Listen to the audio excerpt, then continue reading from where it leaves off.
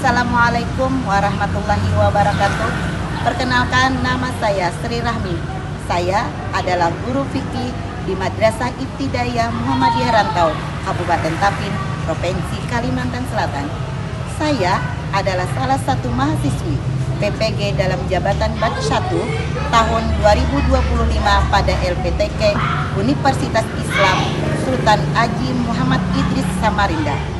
Pada hari ini, Jumat 9 Mei 2025, saya akan melakukan praktek mengajar pada kelas 5 dengan materi ajar ibadah haji sebagai salah satu syarat untuk mengikuti ujian kinerja.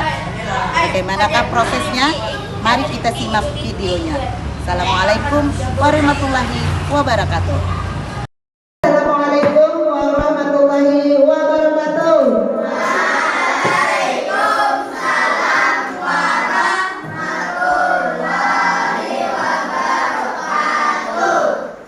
Bagaimana kabar kalian hari ini? Alhamdulillah. Sehat? Sehat semua? Ada temannya yang tidak berhadir hari ini? Ada berapa orang? Ada 4 orang. Terima kasih untuk kalian yang sudah berhadir hari ini di mata pelajaran fikih bersama Ibu. Sebelum kita belajar, kita awali dulu dengan membaca doa. Doanya adalah doa mau belajar. Mari kita mulai bersama. Bismillahirrahmanirrahim. Raditu billahi rabban wa bil islami dinah wa bil muhammadin nabiyyan wa rasulah. Rabbi zidna ilman nafi'an warzuqna fahman kamila warhiqna bis-sholihin. Sebelumnya kita akan flashback dulu kepada pembelajaran minggu kemarin. Minggu kemarin kita telah belajar tentang kurban. Siapa yang tahu itu kurban? Apakah itu kurban? Ya, kurban berarti mendekatkan. Kurban, menyembelih hewan kurban itu dilakukan pada hari raya Idul Adha, bertepatan dengan 10 Zulhijjah. Kalau Syawal itu hari raya Idul Fitri. Kalau hari raya Idul Adha itu adalah hari raya haji atau biasa kita menyembelih hewan kurban. Pertanyaannya, boleh tidak melaksanakan penyembelihan hewan kurban sebelum melakukan sholat Idul Adha? Tidak boleh. Penyembelihan hewan kurban dilakukan sesudah salat Idul Adha. Ingatkan itu. Dan waktu penyembelihan hewan kurban itu tidak hanya terjadi pada hari raya Idul Adha saja, bisa 3 hari tasyrik, yakni 11 Zulhijjah, 12 Zulhijjah, kemudian 13 Zulhijjah. Nah, kemudian kita teruskan pembelajaran kita. Yang akan kita bahas hari ini adalah tentang ibadah haji. Sebelumnya, Ibu ingin menyampaikan apa tujuan dari pembelajaran kita hari ini. Yang pertama, siswa mampu menjelaskan pengertian ibadah haji, syarat wajib dan rukun haji. Kemudian poin yang kedua, siswa mampu mengetahui ketentuan wajib haji. Jadi itu tujuan pembelajarannya pada hari ini. Nah, apa yang kamu ketahui tentang haji? Apa tadi? Haji apa? Haji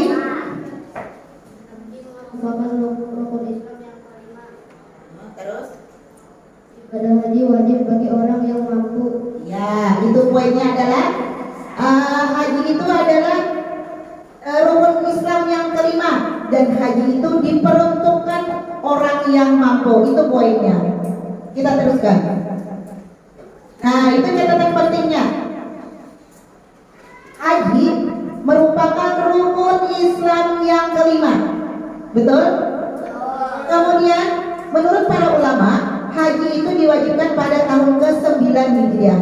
Asal mula mengerjakan haji diwajibkannya itu pada 9 Hijriah. Kemudian perjalanan haji disebut juga perjalanan napaktilas Nabi Ibrahim alaihissalam.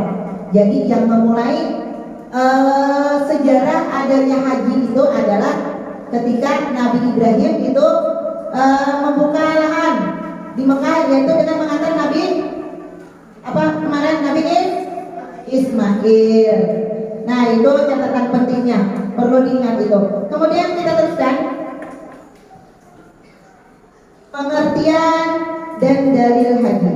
Yang pertama, secara bahasa haji itu berasal dari kata al-hajj yang artinya menyengaja sesuatu. Kalau menurut syarat, haji berarti menyengaja mengunjungi Baitullah di Mekah untuk melaksanakan rangkaian ibadah yang telah diatur, ketentuan dan tata caranya dalam syariat Islam. Kemudian yang berikutnya, hukum haji adalah wajib bagi yang mampu. Wajib bagi yang mampu. Yang tidak mampu berarti tidak wajib. Nah, itu dalil perintah hajinya terdapat dalam surah Al-Imran. Itu artinya saja yang ibu tulis. Artinya, dan di antara kewajiban manusia terhadap Allah adalah melaksanakan ibadah haji ke Baitullah, yaitu bagi orang-orang yang mampu mengadakan perjalanan ke sana. Sudah? Ibu teruskan. Nah, di situ ada syarat haji. Ada berapa? Ada 5. Syarat haji yang pertama adalah Islam. Yang kedua, balik. Yang ketiga, berakal sehat. Yang keempat, merdeka, bukan budak, bukan hamba sahaya. Kemudian yang kelima, istita'ah. Istita'ah itu artinya mampu melaksanakan ibadah haji. Itu syarat haji. Nah, ini apa gerak rukun haji akan kita bahas. Serangkaian kegiatan yang harus dikerjakan. Rukun haji itu adalah serangkaian kegiatan yang harus dilakukan atau dikerjakan. Apabila salah satunya tidak dikerjakan, maka hajinya menjadi tidak sah dan tidak dapat digantikan dengan dam. Jadi apabila dari rukun haji itu ada yang tertinggal, berarti hajinya tidak sah dan harus diulang tahun depan. Dan tidak bisa diganti dengan dam. Apa garam dam itu? Dam itu adalah denda. Nah, yang pertama ihram. Lihat, orang memakai pakaian ihram. Ihram adalah berniat untuk memulai mengerjakan haji dengan memakai pakaian putih dan tidak berjahit. Tidak berjahit untuk laki-laki. Nah, kain tersebut diletakkan di bawah ketiak kanan dan dua ujung di pundak sebelah kiri. Kalau perempuan boleh memakai pakaian berjahit yang menutupi seluruh tubuhnya kecuali muka dan dua telapak tangan. Lalu bagaimana dengan orang yang bercadar? Orang yang bercadar harus dilepas karena di situ ada ketentuan dari rukun haji. Nah, yang kedua, setelah yang pertama ihram tadi, yang kedua adalah wukuf di Arafah. Masya Allah, itu orang wukuf di Arafah, berhenti di padang Arafah dari tergelincirnya matahari atau waktu zuhur tanggal 9 Zulhijjah. Jadi tanggal 9 Zulhijjah itu para jemaah haji berkumpul di Arafah sampai dengan terbenam matahari, baik dalam keadaan suci maupun tidak suci. Makna yang terkandung dari wukuf ini adalah berhenti dari perbuatan maksiat dan memperbanyak zikir, doa atau membaca Al-Quran seperti yang dilakukan ketika wukuf. Di tempat ini juga jemaah haji akan mengumpulkan kerikil untuk melempar jumrah, pulau orang berkumpul di Arafah. Dari seluruh penjuru dunia berkumpulnya di Arafah untuk melakukan wukuf. Sunnah yang dikerjakan selama wukuf apa saja yang dikerjakan yang mendapat pahala sunnah ketika wukuf? Yang pertama, melakukan salat zuhur dan asar dengan dijamak qasar takdim. Kita sudah belajar tentang qasar jamak. Kemudian mendengarkan khutbah Arafah. Yang ketiga, memperbanyak zikir, doa atau membaca Al-Quran. Diperbanyak doanya di Arafah ini. Makanya di situ orang apabila orang berangkat haji ada titip pesan, minta doakan. Nah, di padang Arafah ini banyak-banyak berdoa. Kemudian masuk area Arafah sebelum waktu zuhur. Itu hukumnya sunnah. Kita teruskan. Yang ketiga, sesudah ihram dan wukuf di Arafah adalah tawaf. Ini ada tawaf. Gambar apa itu, Nak? Ada gambar Ka'bah. Ada di sini keterangannya tidak terlihat begitu jelas. Ada Hajar Aswad, di samping itu ada pintu Ka'bah, ada talang air atau mihrab rahmah. Ada pintu pondasi Ka'bah. Hijir Ismail. Nah, ini apa nih?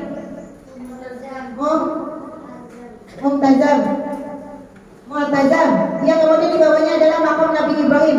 Makam Nabi Ibrahim. Kemudian apalagi berikutnya? Rukun atau sudut Hajar Aswad.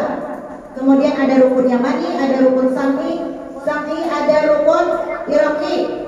Nah, itu ada kelambu atau kiswah Ka'bah yang warna hitam itu. Ya lah. Kemudian garis arah pertama tawaf. Ibu jelaskan dulu apa itu tawaf. Tawaf adalah kegiatan mengelilingi Ka'bah sebanyak 7 kali.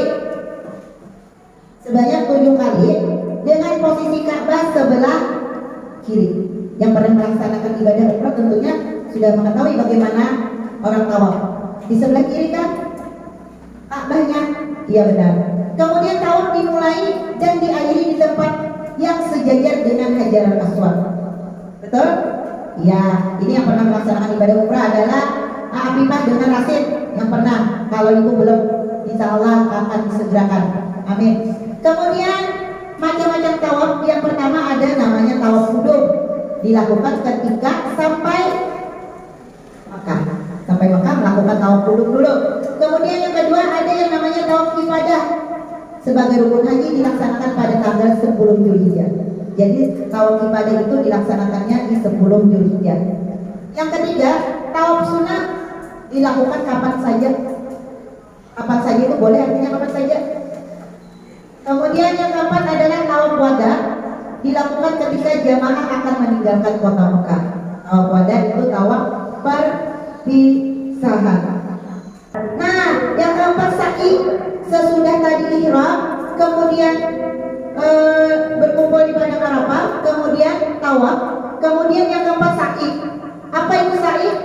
Sa'i adalah kegiatan berlari-lari kecil antara Bukit Safa dan Marwah sebanyak 7 kali dengan ketentuan. Berlari-lari kecil dari Bukit Safa ke Bukit Marwah sebanyak 7 kali. Yang pertama dilakukan setelah tawaf. Pada boleh sa'i duluan daripada tawaf. Kemudian dilakukan dalam keadaan suci dan menutup aurat. Yang ketiga, seluruh rangkaian dilakukan dilakukan lengkap sebanyak 7 kali, tidak ada yang tersisa. Kemudian dimulai dari Bukit Safa dan diakhiri di Bukit Marwah.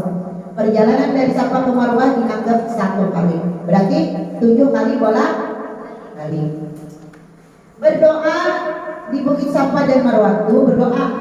Kemudian bagi laki-laki disunahkan berlari-lari kecil di antara 2 lampu hijau. Kita teruskan. Tahallul. Apa itu tahallul? Tahallul itu adalah kegiatan mencukur rambut kepala sekurang-kurangnya 3 helai. Bagi laki-laki itu lebih utama. Kemudian apabila mencukur seluruh rambut di kepala, akhirnya bercukurnya dengan cara digundul.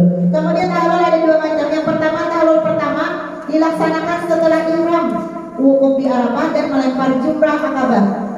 Kemudian tahallul yang kedua dilaksanakan sesudah mengerjakan seluruh rangkaian haji termasuk tawaf ibadah dan sa'i. Jelas? Kita teruskan. Nah, itu yang keenam tertib. Artinya kalau tertib itu berurutan dari 1 sampai 5 tadi. Oke? Kita teruskan. Nah, itu tadi ada wajib haji. Wajib haji. Yang pertama ihram dulu. Yang kedua mabit. Mabit itu bermalam, maka bermalam di Muzdalifah pada 9 Zulhijjah. Mohon perhatian, waktu telah habis. Peserta ujian silahkan meninggalkan ruang ujian. Yang ketiga melontar jumrah Akabah 7 kerikil pada 10 Zulhijjah. Yang tadi dicari kerikilnya ketika di Arafah. Kemudian yang keempat mabit di Mina, bermalam lagi di Mina. Kemudian yang kelima melempar jumrah ula wusta Akabah pada hari tasyrik. Jadi hari tasyrik itu tadi 11, 12 dan 13 Zulhijjah. Yang keenam tawaf wada. Tawaf wada pada 13 atau 14 Zulhijjah. Nah, kemudian yang ketujuh itu meninggalkan larangan haji. Larangan haji berarti larangan yang tidak boleh dikerjakan ketika berhaji. Hikmah berhaji bisa dibaca, bisa dilihat. Silakan kalian baca. Ada haji itu untuk menghapus dosa kecil. Kemudian doa orang melaksanakan ibadah haji dapat pengampunan dosa orang-orang yang didoakan. Mensyukuri nikmat sehat dan nikmat harta yang telah diberikan Allah, meningkatkan keimanan seseorang dengan memuji kebesaran Allah, meningkatkan kecintaan dan kekaguman atas perjuangan dan pengorbanan Nabi, melatih kesabaran, kedisiplinan, tanggung jawab, kesediaan berkorban dan kepedulian terhadap sesama. Yang ketujuh meningkatkan kesadaran untuk saling tolong menolong, saling bantu dan saling menghargai. Yang berikutnya meningkatkan kesadaran bahwa semua manusia sama di sisi Allah.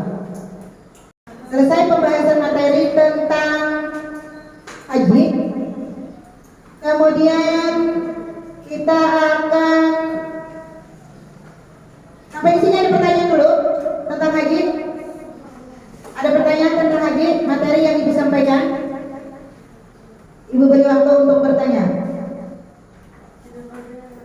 Berarti kalau tidak ada pertanyaan, kita teruskan dengan kuis atau menjawab soal. Di sini ada Ibu punya lembar kerja. Ini ada berapa kelompok? Ada 3 kelompok. Ibu beri 1 kelompok 1 lembar kerja. Silakan.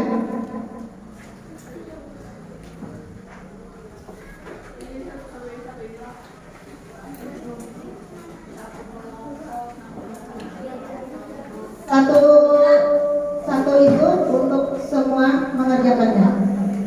Silakan buka, kemudian dijawab. Namanya ini nama semuanya. Ya, nama semua kelompok. Nama panggilan aja. Nama panggilan. Silakan pian kerjakan sesuai petunjuk. Di dalamnya dibuka dan kemudian kerjakan sesuai petunjuk. Silakan dibuka.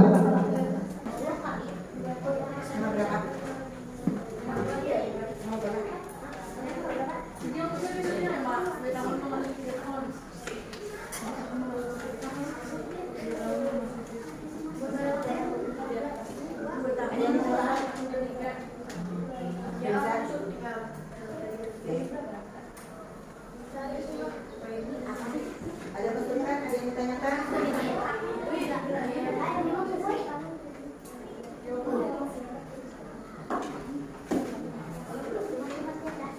Ada? Ada yang tidak dimengerti?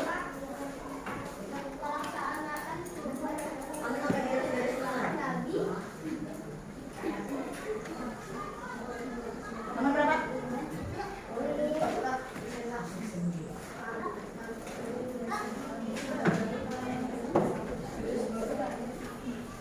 Sambil pian mengerjakan itu, sambil mengerjakan itu, Ibu putarkan beberapa video tentang ibadah haji. Dan Ibu putarkan slide tentang ibadah haji. Sambil dia mengerjakan.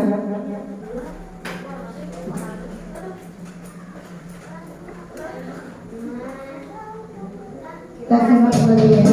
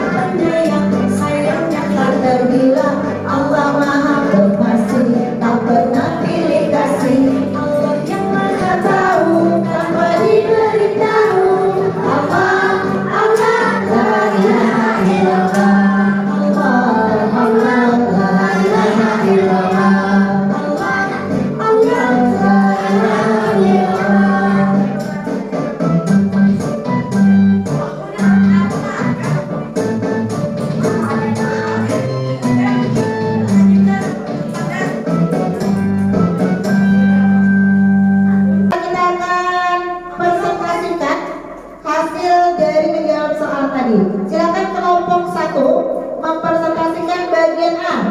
Siapa yang ingin presentasikan? Syakila, silakan maju ke depan. Yang lain disimak dan diperhatikan pertanyaan bagian A. Silakan.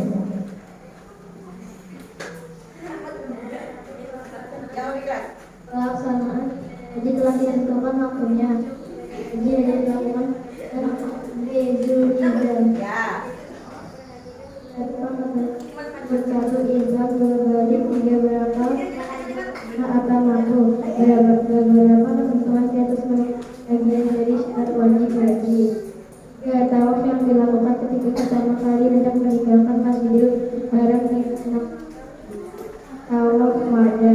Segala sesuatu yang harus dikerjakan ketika melaksanakan ibadah haji dan ditinggalkan haji sampai merupakan pengertian rukun haji. Ya, terima kasih.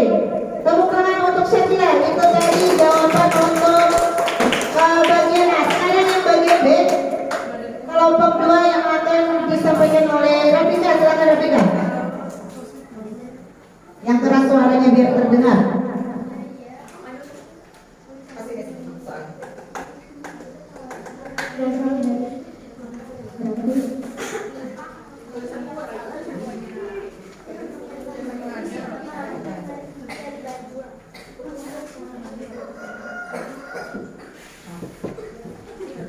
Bagi yang mampu, yang mengiringi Ka'bah dengan uang atau di Bali disebut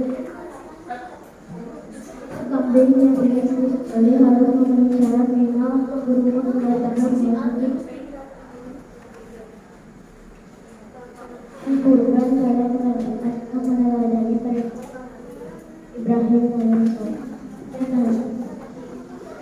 Ya, itu tadi jawaban dari bagian B oleh kelompok 2. Silakan yang terakhir, bagian C untuk kelompok 3. Silakan, Rasid.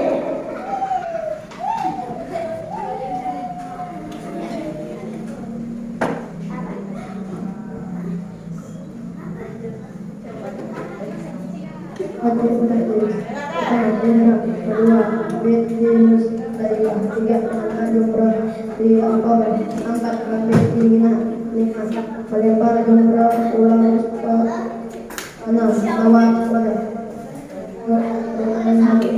pertama dua Arafah, 3 Muhammad Syahid. Terima kasih. Ya, terima kasih, tepuk tangan untuk Rasid dan untuk semua. Nah, itu tadi presentasi dari beberapa kuis yang Ibu berikan. Kemudian kita akan ambil kesimpulan dari pelajaran hari ini. Yang pertama yang dapat kita ambil kesimpulan ada yang pertama. Yang pertama, haji itu wajib bagi yang mampu. Ingatkan, kalau tidak mampu jangan dipaksakan.